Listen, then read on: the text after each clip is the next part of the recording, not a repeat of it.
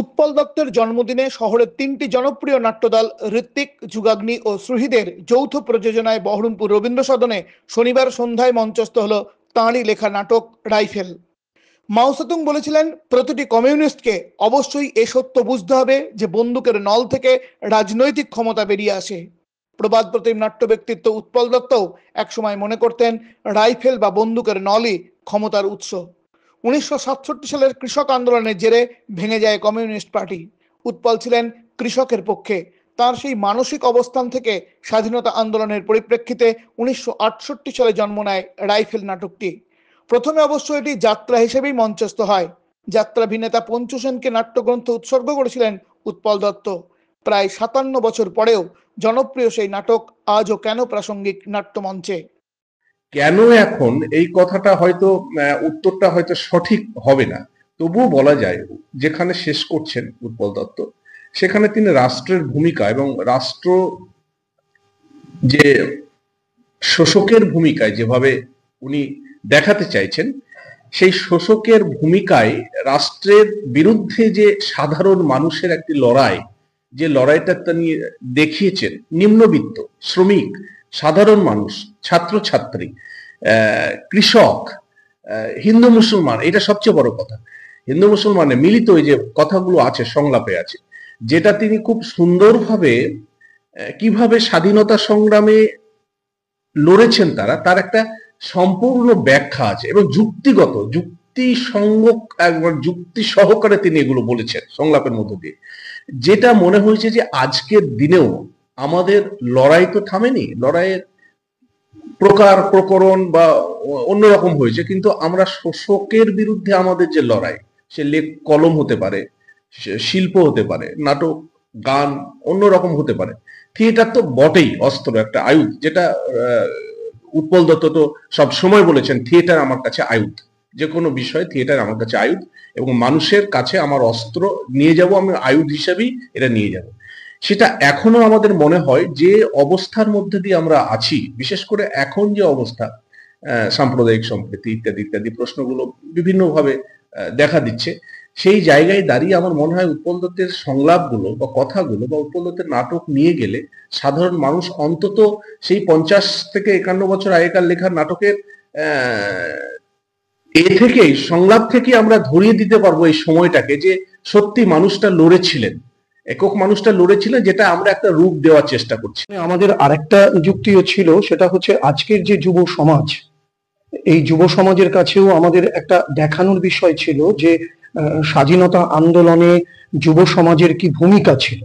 আজকের এই যে বর্তমান যে সমাজ ব্যবস্থা চলছে, যে তোমার একটা প্রযুক্তির উন্নতি, কিন্তু সেখানে দাঁড়িয়েও মানুষ কখনো ইউনাইটেড হতে পারছে না, মানে যুব সমাজ কখনো ইউনাইটেড হতে পারছে না, তাদের কাছে কোনো দিশা নেই, তারা বিচ্ছিন্ন দ্বীপের মতন ঘুরে বেড়াচ্ছে অনেকে।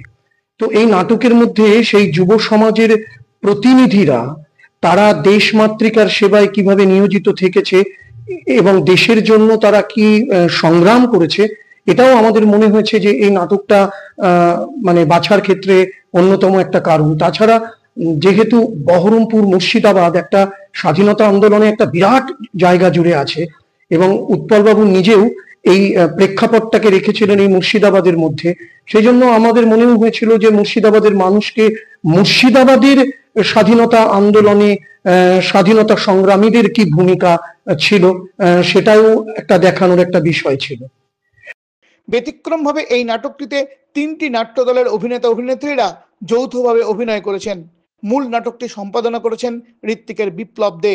পরিচালনার দায়িত্বও ভাগ করে নিয়েছেন 3 জন পরিচালক, ঋত্বিকের বিপ্লব দে, যুগাগ্নির দেবাশিস সান্যাল এবং সুহৃদের হরপ্রসাদ দাস, যা ব্যতিক্রম বহরমপুরের নাট্য ইতিহাসেও। হঠাৎ এই উদ্যোগ কেন? এই 3টে দল মিলে কাজ, মানে ব্যক্তিগতভাবে আমি যেটা বলি সেটা হচ্ছে যে এই নাটকে যতজন অভিনয় করলো আর কি, নেপথ্য শিল্পী বলো, যতজন যা করলো, সবার সঙ্গেই কোনো না কোনো সময় আমি অভিনয় করেছি, কোনো না কোনো সময় আমি নাটকের কাজের সঙ্গে যুক্ত থেকেছি। বিপ্লব এই নাটকের অন্যতম একটা পরিচালক, সে আমারও পরিচালক, আমি তার পরিচালনায় ঘোড়া নাটক করেছি। হরপ্রসাদ দাস, তার সঙ্গে তো আমি ছোটবেলা থেকেই নাটক করি, তার পরিচালনায় আমি প্রচুর নাটক করেছি। কাজেই আমার মনে হয়েছিল যখন এই প্রস্তাবটা মোহিত বন্ধু অধিকারী দিয়েছিলেন, আমার মনে হয়েছিল যে যে কাজটা আমি একা আজকে এই সময় দাঁড়িয়ে ভাবছি, যে কাজটা বিপ্লব এই সময় দাঁড়িয়ে ভাবছে, যে কাজটা হরপ্রসাদ দাস এই সময় দাঁড়িয়ে ভাবছে, আমাদের তিনজনের সম্মিলিত চিন্তা ভাবনা, তিনজনের সম্মিলিত মেধাটা যদি আমরা একটা প্রযোজনার ক্ষেত্রে দিতে পারি, তাহলে কি যারা অভিনয় করছে তারা কি একটু সমৃদ্ধ হবে? বা বাংলা থিয়েটারের ক্ষেত্রে এই যে সম্মিলিত একটা প্রয়াস, এইটার ক্ষেত্রে বাংলা থিয়েটারের কি একটা উন্নতি হবে? সেটা আগামী দিনই বলবে, ভবিষ্যতই বলবে। কিন্তু আমাদের মনে হয়েছে যে গ্রুপ থিয়েটার গুলো আজকে এই যে এককভাবে পথ চলছে, বিভিন্ন দলের অভিনেতার সংখ্যা মানে কম, বিভিন্ন দলের বিভিন্ন কিছু ঘাটতি আছে। এটা আমরা যদি খুব আন্তরিকভাবে, ভীষণ আন্তরিকভাবে, সম্মিলিতভাবে আমরা যদি তিনটে পরিচালক মিলে এই কাজটা করতে পারি, তাহলে আমার মনে হয় আগামী দিনে যারা থিয়েটারে আসবেন তারা মনে করতে পারেন যে সম্মিলিত প্রয়াস ছাড়া ভালো কাজ হওয়া সম্ভব নয়। যদিও 2024 সালে সুহিত তার নাট্যোৎসবে যুগাগ্নির সঙ্গে যৌথভাবে মঞ্চস্থ করেছে গুলি নাটকটি, সেবার পরিচালনার ভার ছিল যুগাগ্নির দেবাশিসের ওপর।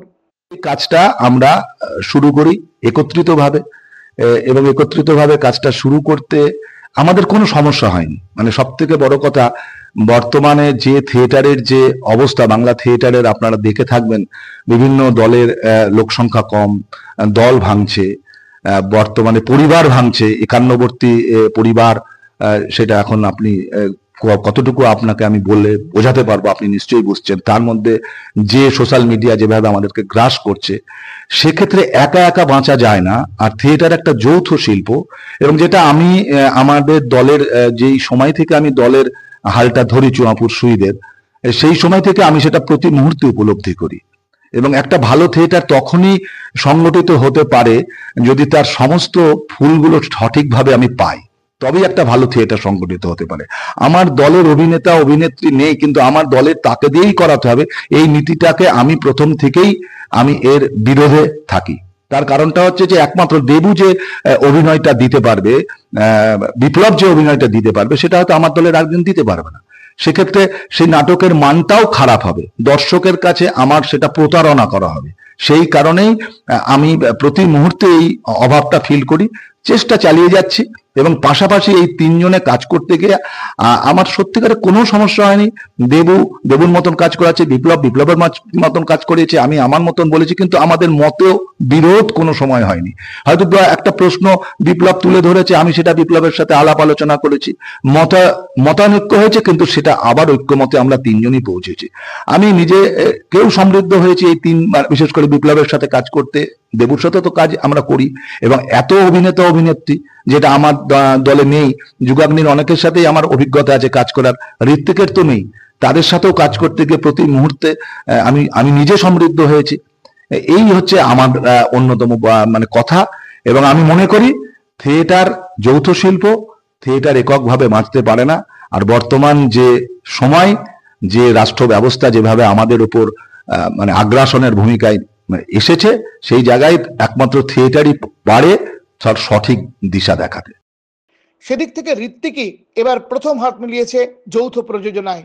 নাট্যদলের পরিচালকদের ভিন্ন ভিন্ন দর্শন যেমন যৌথ প্রযোজনার ক্ষেত্রে বাধা হতে পারে, তেমনি অভিনেতাদের ক্ষেত্রেও পরিচালক বদল হলে তা অভিনয়ে প্রভাব ফেলার সম্ভাবনা থাকে। যদিও বিপ্লবের দাবি 2 or 3 brains are better than one, এটা তো মানতেই হয় অনেক সময়।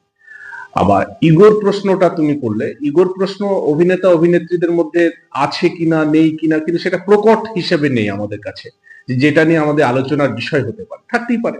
মানুষের মন তো, যে আমার হয়তো যোগ্যতা নেই, এটা খুব সাধারণ কথা, এটা তো অস্বীকার করে লাভ নেই। কিন্তু সেটা খুব প্রকট হয়ে আমাদের কাজে বাধা হয়ে দাঁড়ায়, এটা অন্তত বলতে পারি, যে কারণে ওটা আমাদের ভাববার বিষয়ই নয়। যেটা আমি বললাম যে একটা স্কুলিং থেকে যখন সে বেরিয়ে আসে, আরেকটা জায়গায় যায়, তখন সে নতুন ভাবে আবিষ্কার করে এবং নিজেকে খোলবার চেষ্টা করে, এবং সেটা তার কাছে প্রাপ্তি হয়। এই প্রাপ্তিটা আমার মনে হয় অভিনেতা অভিনেত্রীদের অনেকটা কাজে লাগে, শুধু অভিনেতা অভিনেত্রীদেরও নয়, আমি নির্দেশক বা নেতৃত্ব যাই বলি না কেন, নিজেকে নেতৃত্বই আমি বেশি বলতে চাই, কারণ আমি একটা নির্মাণ কল্পে থাকি, নির্দেশক নয়। প্রয়োগ প্রয়োগ মানে কিভাবে প্রয়োগ করা যেতে পারে সেই ভাবনাটা ভাবি আমি। এক একজনের প্রয়োগ এক রকম। আমি যেটা ভেবেছি একটা নাটক, আমার প্রয়োগ আলাদা, কলা আলাদা, দেবুর কলা আলাদা, প্রয়োগ কলা আলাদা, আবার হরর প্রয়োগ কলা আলাদা। তো এই যে প্রয়োগকর্তা হিসেবে আমি অন্তত বলি, আমিও শিখি, আমিও অভিনেতার কাছ থেকে শিখি। এমন একটা জিনিস হয়তো বলতে চাইছি আমি, সেটা হয়তো আমি প্রেজেন্টেশন করতে পারছি না, কিন্তু অন্য একজন অভিনেতা, অন্য দলের অভিনেতা বলে এটাকে বিপ্লব দা এরকম ভাবে করলে তো হয়, সুন্দর। আমি অলরেডি কিন্তু আমি ওখান থেকে আমি পেয়ে গেলাম, আমি সূত্রটা পেয়ে গেলাম, যেটা আমার কাছে অজানাই ছিল। আমি শিখি। এই শেখার জায়গাটা কিন্তু একে অপরের কাছ থেকে, যখন বহুজন মিলে যখন আমরা কাজ করি, তখন বহুজনের একটা মত বা বহু মত অনেক সময় বহু কিছু বা বহু কঠিন বিষয়ের একটা সমাধানের পথ খুলে দেয়। এই পথটা হয়তো খুব স্থূলভাবে না থাকলেও, বড় করে না থাকলেও, কোথাও একটা থাকে, সূক্ষ্মভাবে থাকে, এবং এটা নিজেকে বিকশিত করার ক্ষেত্রে কাজে লাগে।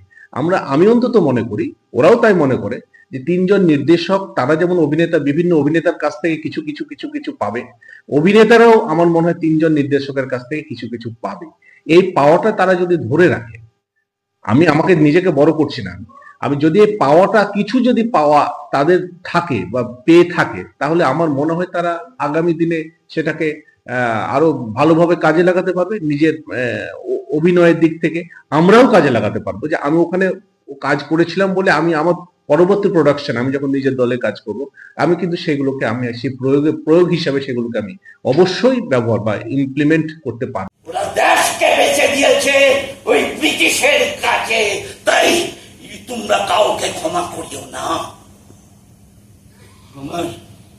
আমার সন্তানদের অনাহারটা ওদের না, আমার মায়ের ক্ষুধার অশ্রু বিন্দু বিন্দু সোনা হয়ে ওদের সিন্ধুকে জমা হয়, তাই ওদের ক্ষমা করিও না।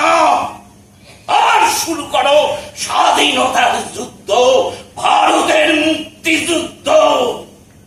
বিগত দিনের শহীদরা সাঙ্গ আকাশের তারা হয়ে আমাদের দিকে তাকিয়ে আছে। হবে দেশের বুকে আগুনের অক্ষরে লেখা থাকবে তোমার স্বাধীনতার নাম। সম্মিলিত জনশক্তি, সচেতনতা, সম্মিলিত কণ্ঠ, প্রগতিশীল মেধা আর কলম হোক আমাদের লক্ষ লক্ষ রাইফেল।